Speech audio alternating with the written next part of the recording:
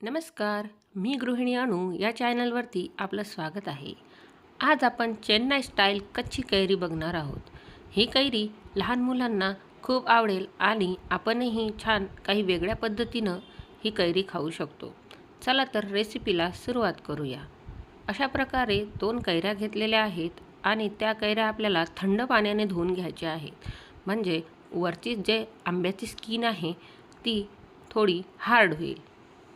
आता ह्या कैऱ्या आपण छान धुवून घेतल्या। आता याला अशा प्रकारे थोड्या वेळ पाण्यामध्ये डीप करून ठेवूया।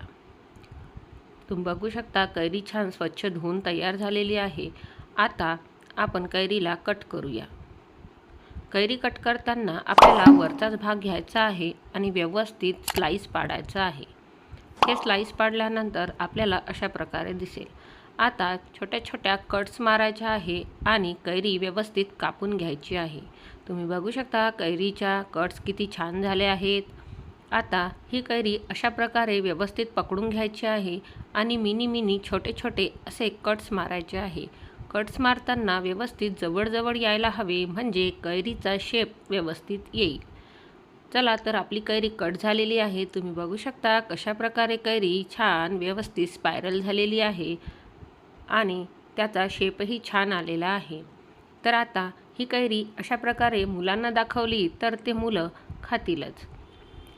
आता आपण सर्वच कैरींना कट्स करून घेऊया आणि त्यांना व्यवस्थित सर्व करूया।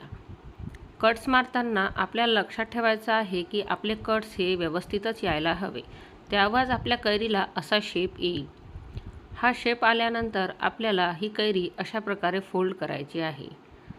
आता सर्व कट्स करून तयार केलेले आहेत।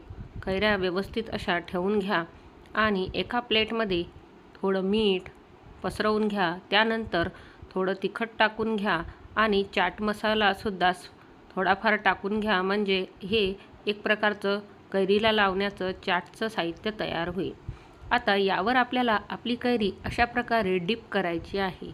कैरी डिप करताना दोन्हीही बाजूंनी व्यवस्थित डिप करा, म्हणजे कैरीला सगळ्या साईडला मीठ आणि तिखट व्यवस्थित लागेल।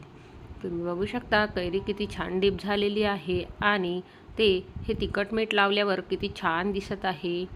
कैरी ही आपल्याला खाताना तशी खायला आवडत नाही, तर अशा प्रकारे तुम्ही मुलांना कच्ची कैरी देऊ शकता आणि स्वतःही खाऊ शकता। तुम्हाला रेसिपी कशी वाटली कमेंटमध्ये नक्की